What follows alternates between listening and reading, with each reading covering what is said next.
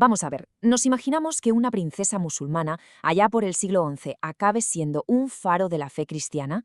Pues esa es precisamente la increíble historia que vamos a desgranar hoy, la de Santa Casilda de Toledo. Es una historia de una compasión que fue capaz de derribar muros culturales, religiosos, de todo, y su mensaje de amor, vais a ver, sigue resonando con una fuerza tremenda hoy en día. Y bueno, todo empieza con este mandamiento, el del amor. Esto no es solo una frase bonita de un texto sagrado, es, digamos, la banda sonora que va a guiar cada uno de los pasos de Casilda, desde esa compasión que sentía, escondidas, en las mazmorras de Toledo, hasta que se entrega por completo a la fe. Este va a ser, por así decirlo, el hilo de oro que va tejiendo toda su historia.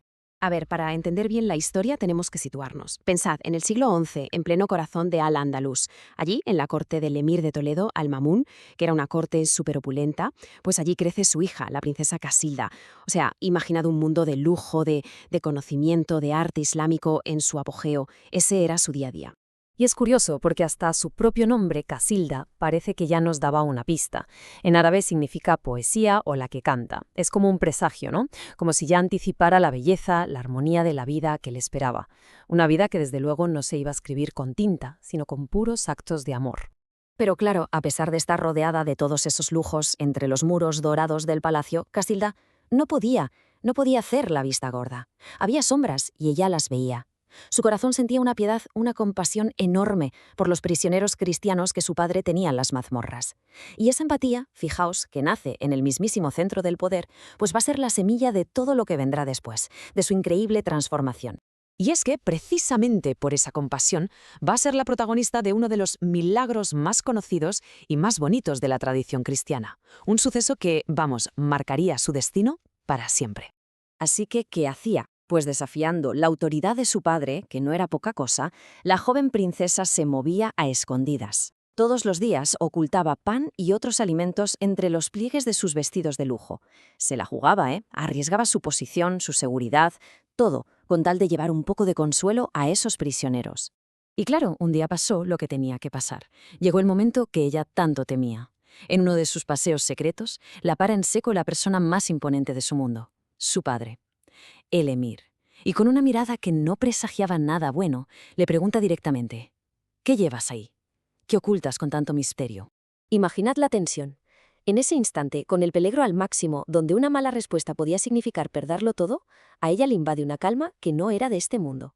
Y con una fe tremenda, responde con una sola palabra, casi como un desafío: rosas. Y lo que pasa justo después es pura maravilla. Ella abre su delantal y los panes, la comida que llevaba para los prisioneros, se habían convertido en una cascada de rosas preciosas, frescas y fragantes. El milagro no solo la salvó del castigo, sino que era como una señal, ¿no? Una señal de que lo que hacía estaba bien a los ojos de Dios. Su padre, claro, se quedó de piedra y la dejó marchar. Pero ojo, que este milagro de las rosas fue solo el principio. El preludio, por así decirlo, porque estaba a punto de empezar una prueba mucho más personal, mucho más dura. Un viaje a través de la enfermedad que la iba a llevar al final a su destino definitivo, la fe cristiana.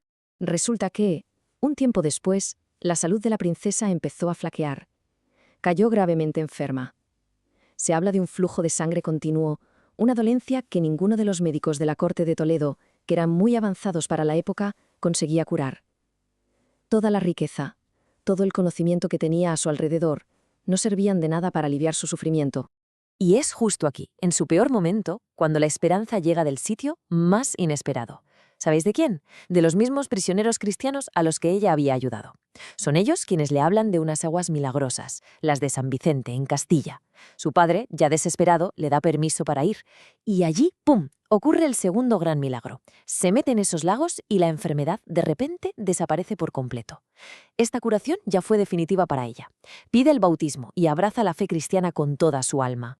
Y ojo, su conversión no fue solo cambiar de religión y ya está. No.